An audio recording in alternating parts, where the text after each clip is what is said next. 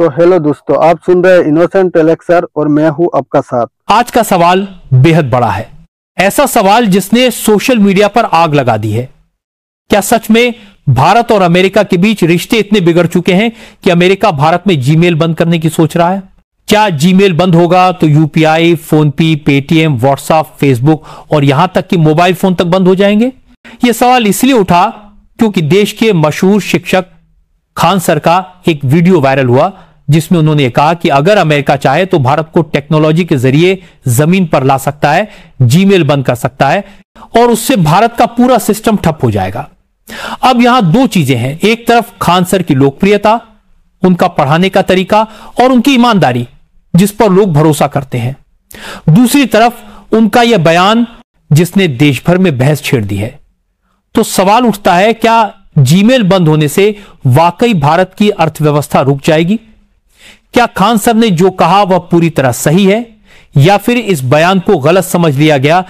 और सबसे बड़ा सवाल, क्या अमेरिका के राष्ट्रपति, चाहे वह डोनाल्ड ट्रंप हो या कोई और, भारत में जीमेल बंद करने का अधिकार रखते हैं? आइए इन सभी सवालों के जवाब ढूंढते हैं तथ्य और कानून की रोशनी में। खान सर ने एक धमाका कर दिया है। उन्होंने बोला कि अमेरिका गूगल को बैन करने का प्लान बना रहा है। आप सोचिए, जिस दुनिया में हर आदमी सुबह उठने के बाद गूगल साथ खुलता है, अगर ये बंद हो जाएगा तो यह खबर सिर्फ एक टेक इशू नहीं है बल्कि भारत का इकोनॉमी, एजुकेशन और डिजिटल आजादी का सवाल है। और आपको बताते हैं कि असलियत क्या है। सबसे पहले जीमेल और यूपीआई के रिश्ते को समझना होगा। जीमेल गूगल की ईमेल सर्विस है जबकि यूपीआई भारत का अपना पेमेंट इंफ्रास्ट्रक्चर है।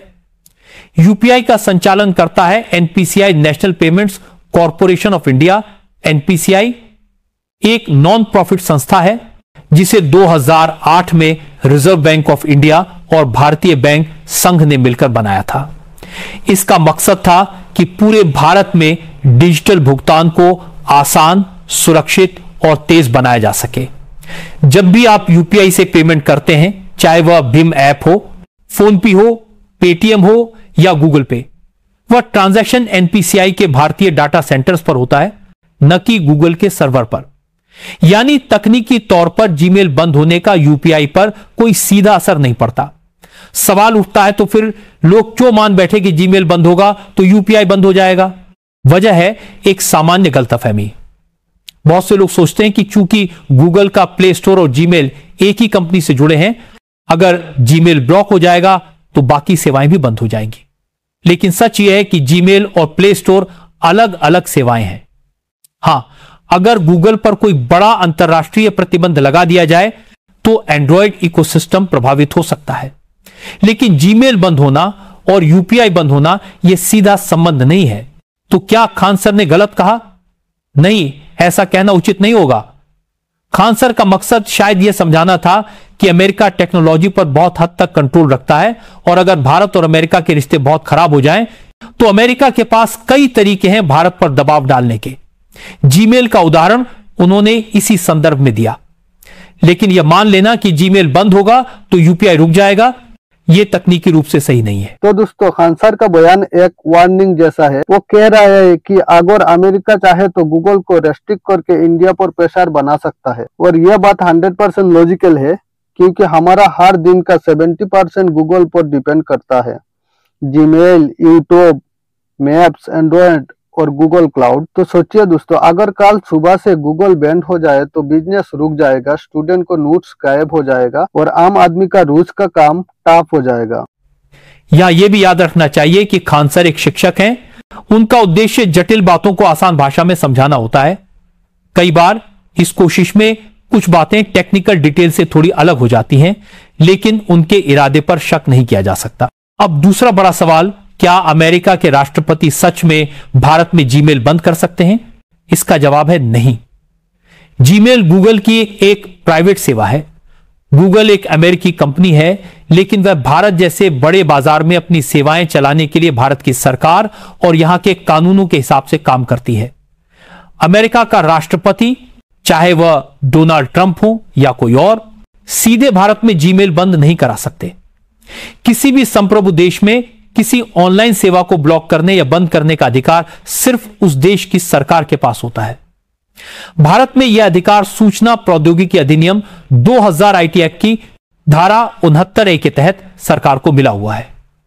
यानी अगर जीमेल को भारत में कभी बंद करना होगा तो वह फैसला भारत सरकार लेगी, न कि अमेरिका का कोई राष्ट्रपति। लेकिन क्या अमेरिका परोक्ष रूप से दबाव डाल सकता है? इसका उत्तर है हां। अमेरिका के पास IEPA international emergency economic powers act 1977 नाम का एक कानून है। इस कानून के तहत अमेरिकी राष्ट्रपति यह घोषणा कर सकते हैं कि किसी देश की कुछ सेवाएं या कंपनियां अमेरिका की राष्ट्रीय सुरक्षा के लिए खतरा है, और फिर वह अमेरिकी कंपनियों को आदेश दे सकते हैं कि वे उन देशों में अपनी सेवाएं बंद कर दें। यही कानून 2020 में ट्रंप प्रशासन ने टिकटॉक और वीचैट पर लागू करने की कोशिश की थी। यानी अमेरिका यह कह सकता है कि गूगल जैसी अमेरिकी कंपनियां भारत में अपनी सेवाएं न दें। लेकिन सवाल यह है, क्या गूगल खुद ऐसा कदम उठाएगा? क्या गूगल भारत जैसे विशाल बाजार से बाहर हो जाएगा? इसका जवाब है संभव नहीं। गूगल की कमाई का बहुत बड़ा हिस्सा भारत जैसे देशों से आता है। ऐसे में गूगल खुद कभी यह फैसला नहीं करेगा कि वह भारत छोड़ दे। तो सवाल उठता है, फिर यह डर क्यों? असल में टेक्नोलॉजी पर अमेरिका का दबदबा इतना ज्यादा है कि लोग मान बैठते हैं कि अगर अमेरिका चाहे तो सब कुछ बंद कर सकता है। सच यह है कि भारत ने पिछले कुछ वर्षों में डिजिटल आत्मनिर्भरता की दिशा में बड़े कदम उठाए हैं। डेटा लोकलाइजेशन इसका सबसे बड़ा उदाहरण है। आप देखिए चाइना ने क्या किया। वहां गूगल, फेसबुक, यूट्यूब सब बैंड है, लेकिन उन्होंने अपने एप्स बना लिया, बाइडू, टेंसेंट, वीचैट। लेकिन भारत ने अभी तक अपना कोई ग्लोबल लेवल का ऑल्टरनेटिव नहीं बनाया। यह हमारा सबसे बड़ी वीकनेस है। खान सर इसी बात पर जोर देते हैं कि भारत को डिजिटल आत्मनिर्भरता की तरफ बढ़ना ही पड़ेगा, वरना कल को अमेरिका एक बटन दबाएंगे और हम अंधेरे में पड़ जाएंगे। रिजर्व बैंक ने साफ आदेश दिया है कि सभी पेमेंट डेटा भारत के भीतर ही स्टोर किए जाएं। इसका मतलब है कि यूपीआई ट्रांजैक्शन पूरी तरह भारत के भीतर प्रोसेस होते हैं। चाहे जीमेल हो या गूगल का कोई और प्रोडक्ट, यूपीआई की बुनियाद पर उसका कोई असर नहीं पड़ता। अब एक और सवाल, अगर जीमेल सच में बंद हो गया तो क्या होगा? अगर जीमेल बंद भी हो जाए तो आपके बाकी ईमेल अकाउंट जैसे याहू, आउटलुक या भारत की नई ईमेल सेवाएं काम करती रहेंगी। हां, बहुत से लोग जीमेल का इस्तेमाल लॉगिन के लिए करते हैं, जैसे किसी ऐप या वेबसाइट पर साइन इन विद गूगल। ऐसे में परेशानी हो सकती है, लेकिन इसका भी विकल्प मौजूद है। आप सीधे फोन नंबर या दूसरे ईमेल से लॉगिन कर सकते हैं। यानी जीमेल का बंद होना एक झटका जरूर होगा, लेकिन भारत की डिजिटल अर्थव्यवस्था को ठप नहीं कर देगा। यहां एक और गलतफहमी को साफ करना जरूरी है। कई लोग मानते हैं कि जीमेल बंद होने का मतलब है गूगल बंद होना, और अगर गूगल बंद हुआ तो प्ले स्टोर बंद हो जाएगा, और अगर प्ले स्टोर बंद हुआ तो यूपीआई ऐप्स डाउनलोड नहीं होंगे। ध्यान रखिए, पहली बात, जीमेल और गूगल दो अलग अलग बातें हैं। जीमेल गूगल की एक सेवा है, जबकि गूगल एक कंपनी है। अगर जीमेल बंद होता है तो इसका मतलब यह नहीं कि गूगल बंद हो गया। दूसरी बात, प्ले स्टोर के बिना भी आपके फोन में पहले से इंस्टॉल किए गए ऐप्स काम करते रहेंगे।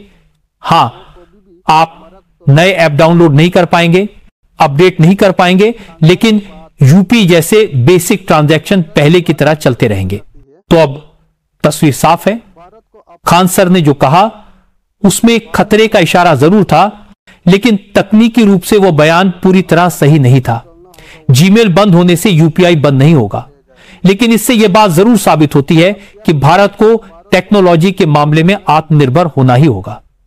अमेरिका का दबदबा इतना है कि एक बयान से ही भारत में अफरा तफरी मच गई। तो सवाल यह है, क्या भारत को अपना ईमेल सर्विस, अपना ऐप स्टोर, अपनी टेक्नोलॉजी इकोसिस्टम बनाने की दिशा में और तेजी से आगे नहीं बढ़ना चाहिए? यही असली बहस है। तो बहस यहीं से आगे बढ़ती है, क्या भारत को अपना खुद का ईमेल सर्विस, अपना खुद का ऐप स्टोर और पूरी तरह स्वदेशी टेक्नोलॉजी इकोसिस्टम तैयार करना चाहिए? सवाल बड़ा है और इसका जवाब सीधा भी है हां। क्योंकि अगर आप देखें तो दुनिया की बड़ी ताकतें अमेरिका, चीन, रूस सब ने टेक्नोलॉजी में आत्मनिर्भरता हासिल करने की दिशा में ही अपनी रणनीति बनाई है।